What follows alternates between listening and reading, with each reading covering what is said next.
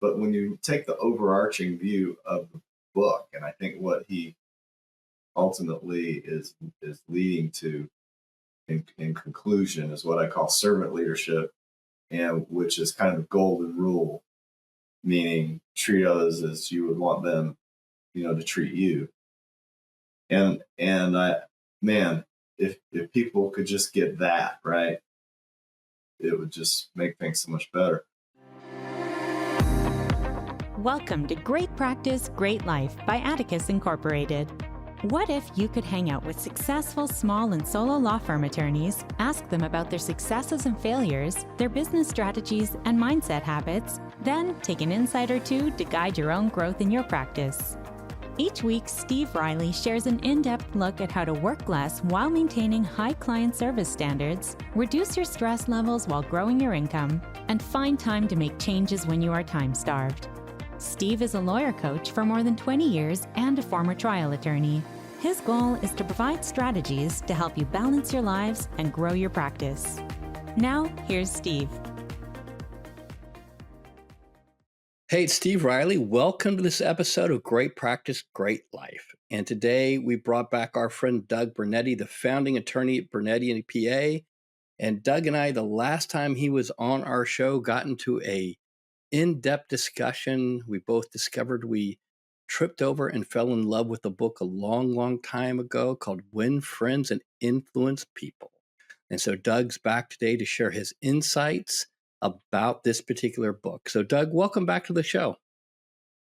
Steve, thanks for having me back. It's my pleasure.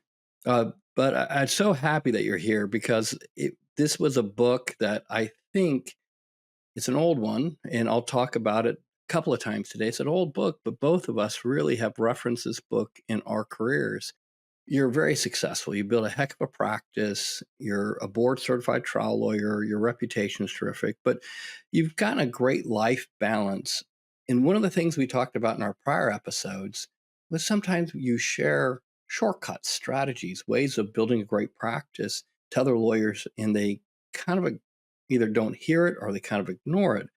And what I want to do today was focus on one book that you found incredibly influential and have you share with our audience who are lawyers who are trying to build a great practice, make more money, find life balance. And I'd like you to tell them from your perspective some of the leadership lessons, some of the practice building lessons from this timeless book. Does that work for you?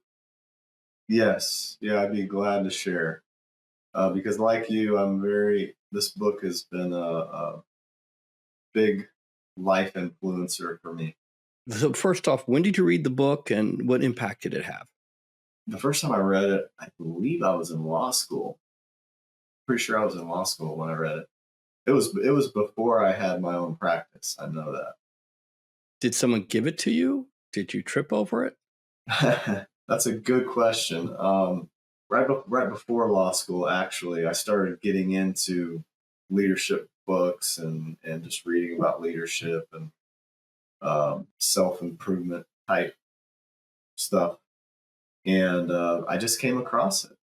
My wife read it with me, and she was also one that read a lot of books. She was a leader at a hospital. We were both into it, and this book was one of those books. Yeah, it's an interesting book because you found it, your wife read it. My story is the book was given to me by my father when I was about 16, and he had taken a Dale Carnegie course, and he had gotten a budget from the government. He was an FBI agent. He got a little bit of a budget, and he decided to use the budget to go to be a better manager. And he was struggling managing some of the agents. They're FBI agents. They're very good at their job, but they're difficult in managing his people. At least that's what my father said. And he read this book, and it was life-changing for him. And he made me read it. He's like, "You're going to read this book." And I'm like, "Okay," and I read it, and it was a little bit of a life-changing book. So as we go through this, I'd like you to just share, pretend we have all of our lawyer friends here, and they're young lawyers, different ages, trying to build a practice. What would be the first lesson that you pull out of this book that you say, hey, in the book, Dale Carnegie says this thing, and here's why it's so important in helping you grow a practice. Right. Yeah. I mean, look, you can take out a lot of the individual principles, and I'll do that in a minute. But when you take the overarching view of the book, and I think what he ultimately is leading to in conclusion is what I call servant leadership, and which is kind of the golden rule, meaning treat others as you would want them, to treat you. And I, man, if people could just get that right, it would just make things so much better. But the nice thing about the book is that's probably the overarching theme, but then he breaks it down obviously into principles. I actually keep, as I was telling you at the beginning, I keep the outline of those principles at my desk all the time, just so I can grab it once in a while and just look at it as a reminder. And that's 34 years later. I've been practicing law 34 years. But I'd say a huge one is giving honest and sincere appreciation. As we're building our businesses, in order to have a good work-life balance, you've got to be able to delegate and have people want to work with you, enjoy working with you. If they don't, I'm sure we've all been around those people. We've had those types of bosses that we've worked with. They either your team falls apart, or there's some poison in your team, or there's some problem that crops up. Giving this honest and sincere being the key, appreciation, and I don't mean Pollyanny stuff. I'm talking, real appreciation. It makes a difference. It creates that relationship. It makes people want to work with you. It makes people want to be a servant leader, or to be not just a servant leader to you, but to the clients, to each other. It just creates a better environment. So to me, that's a biggie. That's really in part one of the book, is to give that honest and sincere appreciation. This will sound goofy, and I apologize for it being a silly question, but sometimes our lawyers and the audience members will say, how does that make me money? And what would your response be to that? Well, not only does it help make you money, it helps give you some peace in your life, because if you're building a good team, it creates peace. If you have a team that's full of strife and poison, it's always nagging at the back of your head, then you don't have peace. So how does it make you money? I mean, it just makes you money because it makes people want to do the job and to do it good and to do it for the right reasons. I was going to talk about it later, but I mean, other principles he talks about is clear and concise communication, providing a clear vision of what you're after and what the firm is after, or the business, whatever the business is. It is part of that, right? So if you're have a team that is honoring each other, appreciating each other, and recognizing the good. And I don't mean, like I said, I don't mean Pollyanny stuff. I mean, I'm talking about the real good stuff. Then if you're always providing that in the context of the vision, then everybody's headed in that direction, right? And as a business, if part of that vision doesn't relate to money, there's a problem. There's got to be a profitable business arising out of that vision, right? So yeah, I mean, it's kind of abstract thought, but it's real. And man, I wish I would have started this earlier. It took a while to really get this all into practice, and it's a constant work. Listen, there's a reason that I keep this at my desk. It's a constant thing, constantly working on it. It doesn't just happen and then stay there forever. So that's what I would say is it's part of building a team that's headed for the same vision. So for you, you've been using a lot of these principles as really a guiding framework. Mm-hmm. What would be the next one that you would tell lawyers? Here's another great one. Look at this one. I would wrap my brain around this one. What would your next one be? And this kind of goes back to this is in a section that he calls 6 ways to make people like you. I don't necessarily like the way he worded that, but it does work. But it's really ways to build trust, whether it's with a team, a customer, a client, or whatever. But a huge one for me, and it's one that I struggled with, by the way, in the beginning, is being a good listener. Now I feel like I've gotten really good at it, and I train it especially in our call center. Every time we meet, we talk about being a good listener, and I actually give them techniques, like active listening.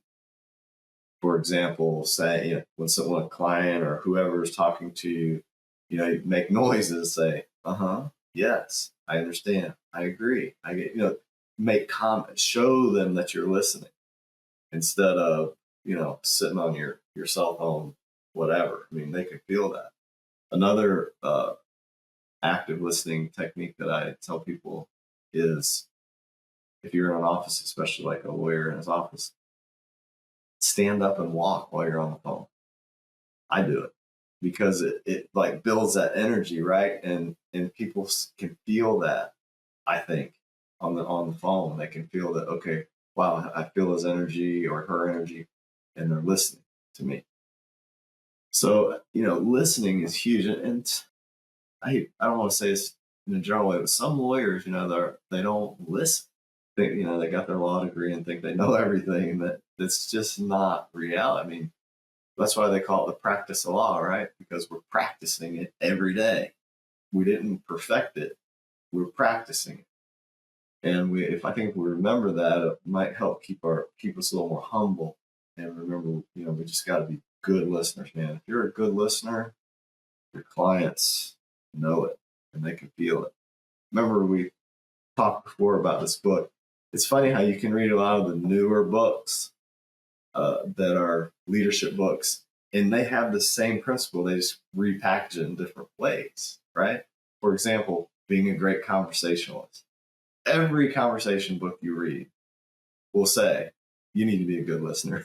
I mean, so they just repackage it a different way, and you can just learn techniques on how to be a good listener.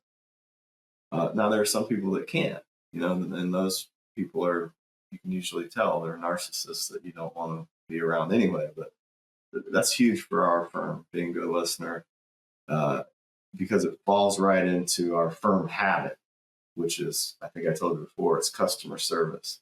That's our number one goal, and that we talk about every day, pretty much. I was just, before we talked, I was doing some employee reviews, and that's the subject that we talk about most of the time. So yeah, being a good listener. The core of it is, like he says, active listening, but it's also a commitment to being genuinely, one of the things he says is being genuinely interested in other people.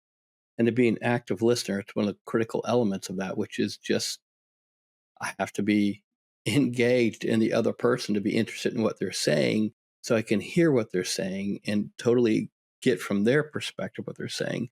So your conversation around customer service is also a mindset shift for a lot of lawyers. Instead of looking at the case, you're shifting them to look at the person, understand the person's situation, understand what's going on with the person. So it's a whole different level of listening, I think, than a lot of lawyers are used to. What else would you recommend to lawyers out of this book? Yeah, and it flows from that. This is a topic that we discuss a lot in our meetings, and it's really flows from that. It's empathy, which is that genuine listening that you just mentioned. I always call it empathy. It's feeling their pain. I mean, really feeling it. Once again, that's a hard one to do because if you've not been in their shoes, it's just really hard for some people to put themselves there. In my life, I've been in their shoes, so I mean, I've been through a lot. My dad was killed in an auto accident. I was, had family members injured. I've been through litigation, so I've been through those things that they're going through. So it's a lot easier for me to empathize. Whereas, I've had lawyers that man, they just can't seem to, especially I had an insurance defense lawyer that I hired, and he just could not make that shift, of thinking about the injured person. I think he was still, representing the insurance company. So he didn't last too long, but There's a lot of plaintiffs' attorneys that I've worked with over the years. They've never been successful. And I say that, maybe I shouldn't say so absolute, but I haven't heard many plaintiffs' lawyers say, yeah, I've hired a defense lawyer and he's been terrific. Most of the time, they're like, I hired a defense lawyer, he did insurance defense lawyer, and he just can't make the shift. Most of them, I guess, when they get out of law school and they start training them, they just can't make the shift. I don't know what it is. and that goes back to that empathy thing. I mean, if you can if you can really feel it, what they're going through, and show them you feel it, man, you can represent them so well. It really provides great customer service. So that's a big one. If I'm talking to a young lawyer right now saying, man, get that empathy thing down if you're going to be a plaintiff's lawyer. Make sure you're empathetic. Get yourself off yourself and on them. Interesting. That's one of the points that Jerry Spence, a great trial lawyer, talks about in some of his books.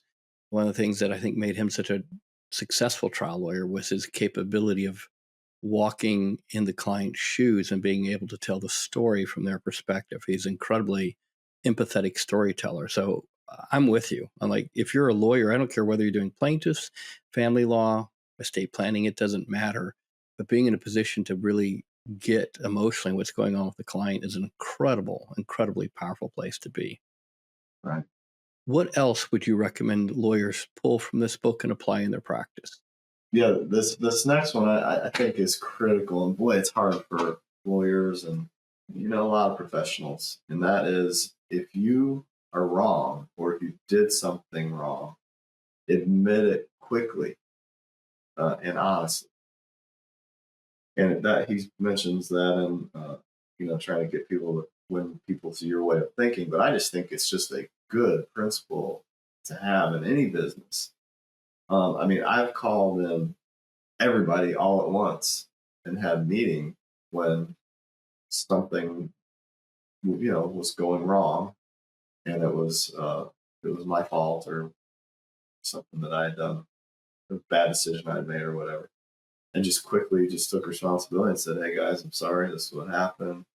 We hired this company, and I chose them, and I didn't do my due diligence, and this is what happened." Where I hired, for example, I had an administrator I had hired, and it's just a bad decision. And it's funny, they know, the people you're working with.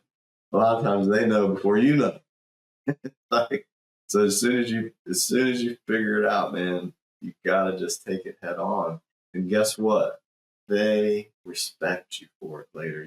Even when you're in there, there's been times almost not in tears, but very emotional, saying, "Look, guys, my fault. I'm sorry." That earns you so much respect from them. I mean, you got to be sincere. It's not just bullshit. It's real. And I've had that happen a few times in my 34 years, and it's been meaningful, important. And I tell you what else happens, especially if it's a big deal, it's a big event. You'll see who your leaders are, and you'll see who's loyal and who steps up, who you can count on to support you through it. So I mean, there's a lot of good that comes out of those crucible moments, where things are not always are going your way. Why do you think people, in a leadership role are afraid to say, "I'm wrong. I made a mistake. I screwed up, and I'm sorry because it's impacting everybody. It was a bad judgment call, or I made the wrong decision"? What do you think the hesitancy is? I think it boils down to pride, probably, but they just can't take responsibility for their own mistakes. They don't want to be seen as somebody that makes a mistake, I guess. I don't know. It doesn't compute with me because naturally I've always been that way. It's interesting. Yeah, it's interesting. I think it's pride's one. I think part of it's being seen weak. I think sometimes they don't want to be seen weak, and they're afraid if they admit that they were wrong, that they're being seen as weak. And I think it's actually a greater sign of strength to say, whew, bad call on my part, like a bad call. And I try and explain this, like, I don't think anyone's keeping score on how often you're wrong or how often you're right. Other than maybe you. You might be keeping score. My wife might be keeping score. I can't speak to it too often, but you know what I'm saying? But at the end of the day, I'm like, I can't begin to comprehend how many times I've been wrong in my life. And I don't even want to try and figure out how many times I've been right because it doesn't really matter at the end of the day, you know? I tell you what, that and since you mentioned your wife, and I'm sorry to interrupt, but it just dawned on me, and I think it's important.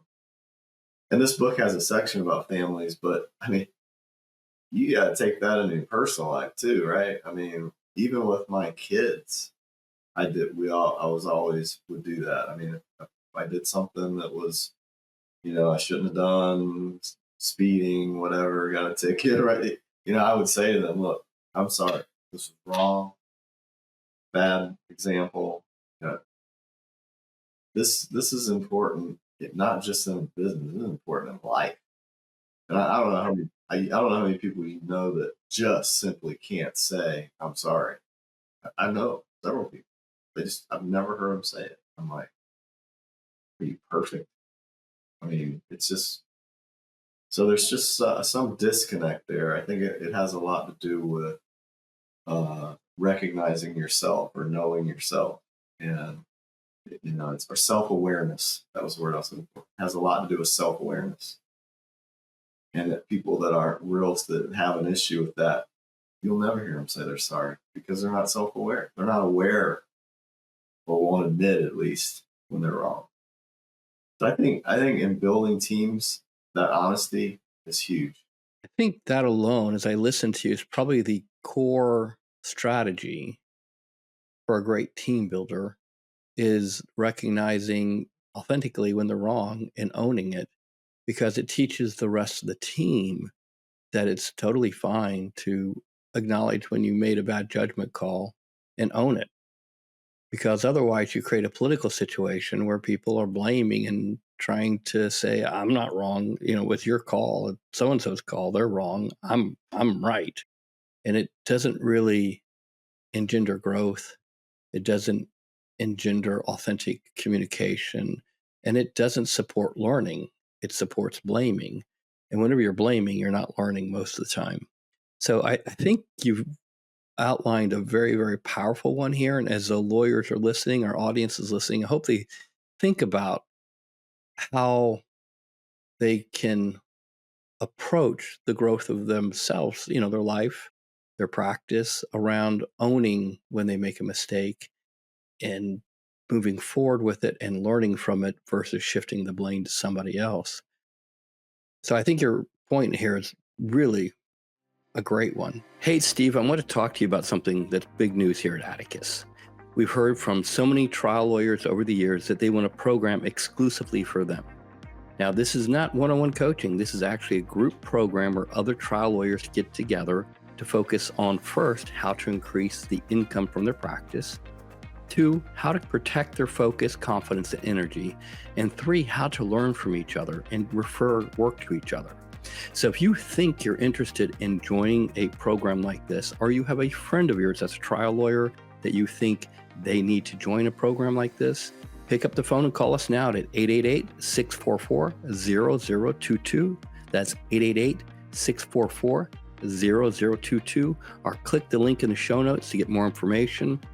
Look, the trial practice is a difficult practice. I know, I did it for a decade. The quicker you take action and the quicker you build that great practice, the quicker you'll get that great life that you're dreaming about. Take action. Don't think about it. Go. Thank you. What else would you advise lawyers? Did you go through this book? You've been looking at this book and thinking about this book for 30 years. What's your next piece of advice? Yeah, I was going to pass this up, but I really feel like it follows from what we were just saying. And that is, he doesn't really say this directly, but it's this concept of love. Okay. And to me, when you treat people the way you want to be treated, that is showing that you love them. You care about them, right? And that's kind of that whole servant leadership thing that I was talking about. And I really want my people, at least the people that I work with, that work with me, to know that I care about them like that. That I want the best for them, that I want them to grow and learn and be the best that they can. And that's love, right? And sometimes loving people is hard too, because sometimes wanting the best for them is saying things just aren't working out here. I'm sorry, but I feel like you're going to do better somewhere else. Even though people say, well, golly, how's that? Well, it is. I mean, it's really doing the best for the other person in those situations. Because I don't want it to sound like everybody's loving and singing kumbaya. It's not that. It's a practical love of doing what's best for the other person. And to me, that kind of flows from a lot of the stuff we're talking about. It's all about being honest, being faithful, being loyal, which leads to something else he talks about. I can't point to it, but it's communication. Oh my gosh, communication. Many years ago, I may have told you this, I had hired a company that came in and did a 360 evaluation of me. And it was pretty brutal. Okay. It was a real deal. We did a real 360 evaluation. This was, I don't know, 15, 20 years ago. Even to the point to where after everybody did their thing, he interviewed everybody, the guy that led it. We all then met together and he led the meeting and got people to talk about the good and the bad about me in terms of my leadership. Woo, that was pretty eye-opening. That was a rough day, huh? Yeah, it was. Because, a lot of good stuff that you hang on to, of course, but then, of course, you hear the real stuff, too. I needed it. But communication was a biggie for me because I was the type that, man, I had a mission. I'm on this mission. We're going to do this. We're going to do this. We're gonna do this. But I wasn't good at communicating it real clear to everybody all the time. And I would say to a young lawyer now, if you're starting out, man, get that communication down where you're just open. Even if it hurts, man, be open and tell them. Keep talking about the vision. That's why anybody that works here doesn't know that our firm habit is customer service. I don't know where they've been because I talk about that all the time. Things like that, your vision, your mission, you just say them during the meetings. You work them into the meetings all the time. Communication, man, is so big. And I mean, even down to small things like, well, these aren't exactly small, but, we just hired somebody new in this office. Here she is, or here he is. Picture, email out.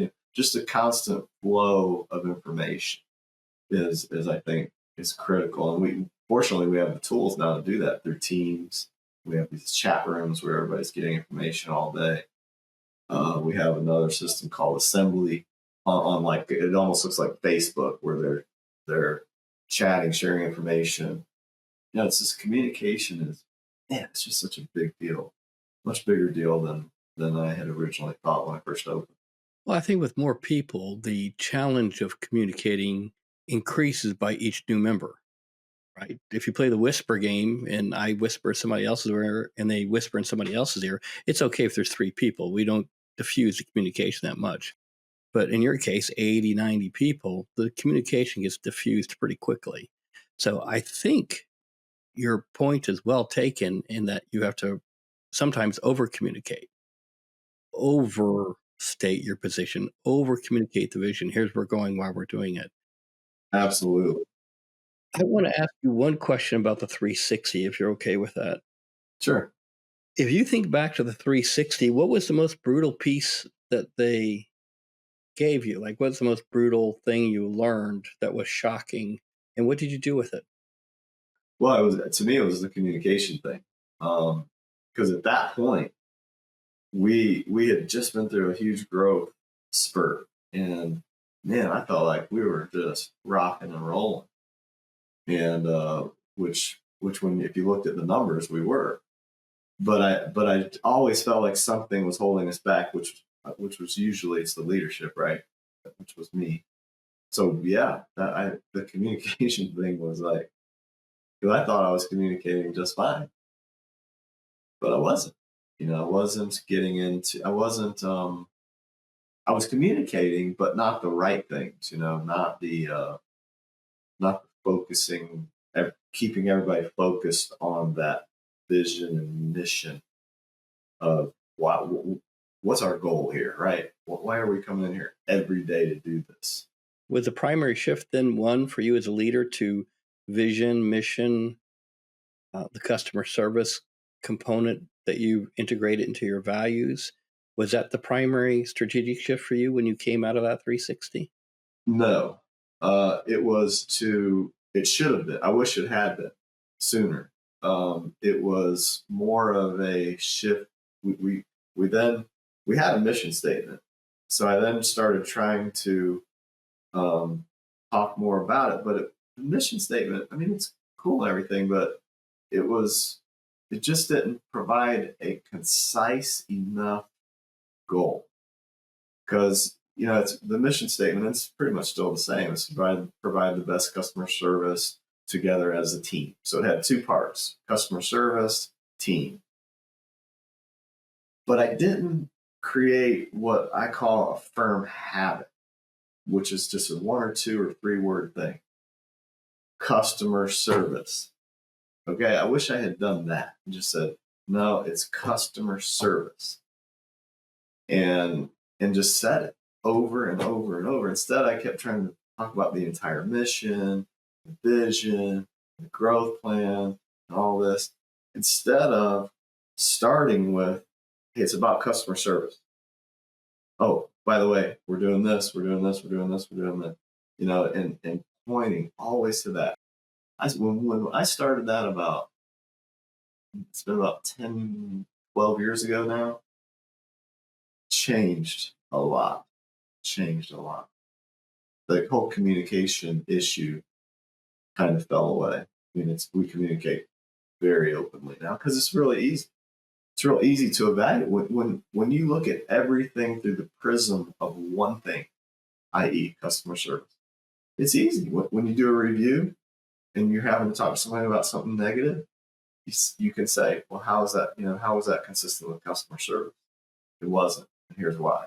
It gives you that one thing, and so I can't overstate it. And I think every law firm should do the same thing: customer service. I recently went to I meet with a group of lawyers across the nation once every quarter, and our firm we get more prior client business than any other advertising PI firm that's in our group.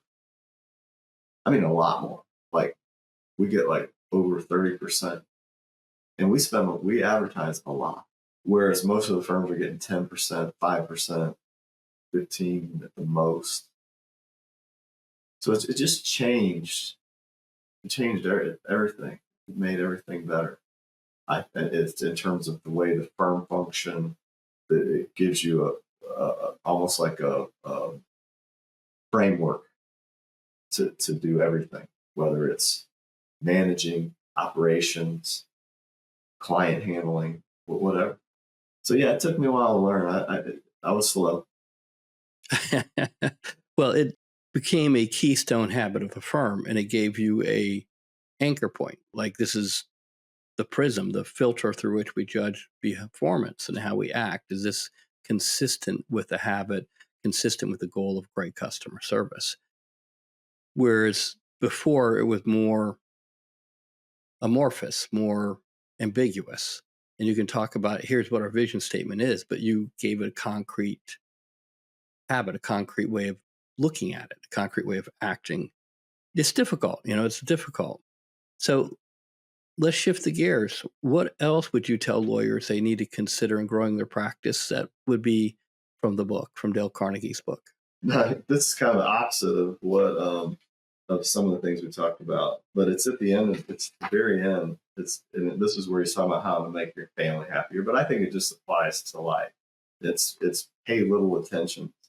And what he's saying is, don't make a big deal about things that don't need to be made a big deal, if that makes any sense.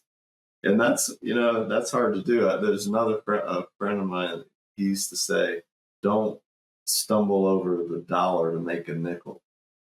In other words, do what's important and don't get hung up on what's not. And as part of that, in his book, I keep this little poem or saying on my desk also, and I'll read it for you. It says, I shall pass this way but once. Any good, therefore, that I can do, or any kindness that I can show to any human being, let me do it now. Let me not defer nor neglect it, for I shall not pass this way again. And he's saying that in the context of time's fleeting, right? I mean, you need to try to do good, and if there's somebody makes a mistake or does something that's not, causing strife or the end of the world, or they made a mistake, don't obsess over it. Don't cause yourself a lot of heartache over it. Of course, you have to deal with some of those issues, but deal with what's important, not the little thing. And sometimes you don't know exactly what that is, and you don't always get it right. But I try to do that, and it's another way of trying to create some peace in your life, right? And not get too hung up over small things. Okay, good example. When I first opened, and I'm sure a lot of lawyers are like this. I mean, I was a control freak, man. I had such a hard time delegating in the beginning. That took some time, and it's kind of that idea of letting go, right? You have to let go, trust, understand that things are not going to be perfectly your way, and pay little attention to those things that don't matter. And that's kind of what he's saying. I think that's a biggie because, as young lawyers, man, I've seen it. They go to drinking, they go to partying, they go to whatever, because life as a lawyer is, or as any profession, can become very stressful, especially if you're a controller. And so you gotta be able to let those things go, and you have a happier practice and a happier life. Beautiful, beautiful. What else would you recommend out of the book? Oh gosh, I could keep going. These are things I have circled that I pay attention to. We've already talked about the top few. When you read his book, if you haven't read his book, any of the listeners haven't read his book, you'll see that he talks a lot about praise and honest appreciation. We've already talked about that, but I mean, that's a theme through his book. And I totally agree with that. But once again, it's got to be honest. It can't be just flattery. He calls it hearty in your approbation and lavish in your praise. That's the quote that he uses quite a bit. The thing that I like about the book is that it also, if you read all the way through and use his principles, it will actually give you a framework for dealing with difficult situations with people. Like if you go to the Be a Leader section in part 4, I mean, it's like step by step. How do you talk to somebody when you've got a problem? Begin with something good. Call attention indirectly to their mistakes. You don't have to, in other words, you don't have to just hit them over the head with it. Talk about your own mistakes. So it's like a basic how to counsel somebody on when they did something wrong. Yeah, I cut and pasted. I have it right here, and I'm gonna read it to you because I'm with you. So part 4 of the book, how to change people without offending or arousing resentment. And I'll say the 5 principles, and I'll let you riff off of them. Okay. 1, begin with praise and honest appreciation. So dealing with difficult situations. So the first thing you're doing is beginning with praise and honest appreciation. 2, calling attention to people's mistakes indirectly. 3, talk about your own mistakes before criticizing the other person. 4, and this is a great one. My business partner is amazing at this. Ask questions instead of giving direct orders. And number 5, make the other person happy about doing what you suggest. Once again, I have to give a hat tip to my business partner, Mark Powers, because he's masterful at this. But those 5 frameworks, those 5 questions, those 5 frameworks are incredibly powerful when you're going into a uncomfortable discussion. Yeah, the ask questions part, that's one that initially I would struggle with, but now I do that a lot.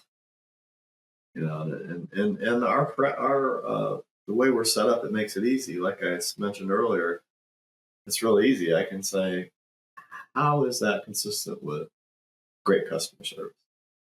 I can ask that almost with everything, which makes it so great.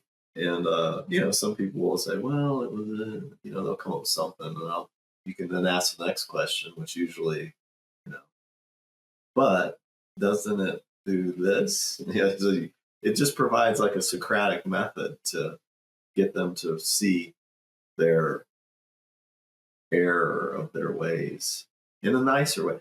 Go at least that next one that you mentioned, which he says, let the other person save face. It helps them come to the conclusion on their own, hopefully, and save some face. It's very powerful. It's like you said, there's a lot of self-development books, seminars, and workshops that are based on some of this material from years and years ago. I'm going to share one of my favorites, if it's okay with you, and then we'll have you share one of your favorites, and then we'll start to wrap up for today. Okay. But this is one of my all-time favorites because my father must have said it to me, I don't know, 100,000 times in my life. Like, I think he tried to etch this into my brain and into my heart. He's still working on this. Don't criticize, condemn, or complain. And every time I would say something in front of my father that sounded like a complaint, sounded like I was criticizing someone or condemning someone, my father would look at me and say, don't criticize, condemn, or complain. And then he would have something behind that. But that was one of his operating principles in life. After taking this course, as an FBI agent, this course and this book, I think, really pivoted his life. He really let go of a lot of stress. He let go of a lot of worry. His relationship with my mom flourished. His relationship with the kids became lighter. His relationship with me became a lot better because he found things he liked about me versus things that needed to be fixed and that I needed direct feedback on. So I think as I look back over the book, don't criticize, condemn, or complain became etched. It's become etched in my head and my heart. Now, does it mean that I'm perfect with it? No. But it's probably the biggest part of the book that still lives with me all these years later, that whenever I catch myself, my father in my head speaks to me and says, Steve, don't criticize, condemn, or complain. And his point is, it doesn't matter. You're not going to get anywhere with it. You're going to condemn someone, criticize them, complain about something. It really won't matter. And kind of what you said when we're talking about the question, whenever I catch myself in a position where I'm about to give unsolicited advice, which sounds like criticism, I have to catch myself and say, what can I do to help? Because really, somebody's dealing with something. They don't need my feedback that sounds like criticism or complaint or negative feedback. They usually need help. So I'm like, what can I do to help you? Where are you stuck? What can I do to help? So that was one of my favorites. How about you? Yeah, well, I'll come to that, but I could comment on that. As our children were growing up, our 2 daughters, they were crazy about Cinderella, the cartoon. And there's a scene in there where the rabbit, I think it's the rabbit, says, one of the animals says, if you can't say something good, don't say nothing at all. And we used to always really try to embed that in our kids' minds, Hey, look, you can't say something good, don't say nothing at all. And it was from the quote from that movie. And or that cartoon. And it just reminded me of that because that's something we really pushed for them. And my girls, they have amazing personalities. So hopefully it made a difference. But for me, I love what you just said because I agree with that. But one that I really try to work on, and I have for a long time, is showing sincere interest in the other person. And he talks about that in the book. And it's difficult for me. It always has been, and I think because I'm an introvert, I'm not an extrovert. In other words, it's hard for me to go into a group of people and just start, mingling around and having these in-depth conversations with people. So I was lucky enough to meet Marcus Buckingham. I don't know if you've ever heard of him, but Sure. I know who Marcus Buckingham is. yeah, I got to meet him at a leadership conference, and he spoke that day and talked about this very subject. And he said, believe it or not, I'm an introvert, and which was hard to believe, but I guess he is. And he said, so how did I deal with it? How did I get myself to where I could really focus in on somebody and go to a dinner party or go somewhere and just show them that interest and genuinely show it? And he said, well, one thing I'm good at is I'm good at interviewing. So when I go to a party, he said, I may talk to the same person for 30 minutes, but I go almost like interviewing, and I make it enjoyable, for them and for me, because I'm learning information about them, and that's what I like to do, and gather facts. And so that's kind of like me. I mean, I like questioning. As a lawyer, we question people, question situations, and so that's a technique that I'll use. Is I'll almost interview people to get that real concentration on them, to really listen to them, to show them sincere interest, and I enjoy it too. So we're both getting something out of it, I hope. But I think that showing that sincere interest has made me a lot of really lifelong friends, and it's important to every relationship, I think. That's fantastic. So as we wrap up, Doug, for the lawyers that are listening today, you and I are obviously both strongly recommending to read this book. It's almost 100 years old. I'll put a link to it in the show notes so people can download and check it out. And when you probably first read the book, it sounded probably uncomfortable, like you were kind of somewhat uncomfortable. Like, this is kind of self-development stuff. Well, literally, it's almost 100 years old. What would be the singular piece of advice that you could give them on how this book would help them grow their practice? I know you've given a whole bunch, but you said, look, if there's one thing that I'm going to encourage you to do, if you can't read the book, if you don't have time to read the book, if you can't download it on Audible or find a summary or just read it, I'd strongly recommend reading it. What would you tell them to do? Number one piece of advice. I would say this is probably everybody. You need to get out of your own way. Get out of and by it. That sounds cliche a little bit, but we cause ourselves to stumble, right? And this book kind of opens your mind to what's important, which is really others. It's not about you. It's about other people. And what I find in my life is when I'm making it about other people, I'm more fulfilled, life's better, I'm happier, the business is going better. So I would say, yeah, focus on others. And hey, look, I'm not perfect at best. I don't know that any of us are, because we're inherently selfish. I think everybody's inherently selfish to some degree. So it's a work in progress, which is why I think everybody should read the book. But yeah, I would say get out of your own way, focus on others.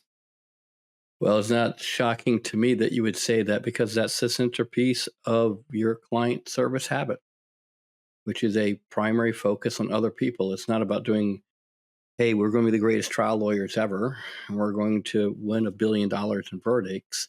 It's how do we help other people? That's the core question. How does this activity inside our firm be one of customer service? And that becomes the core conversation. It's one of taking care of other people. And that's at the core of it.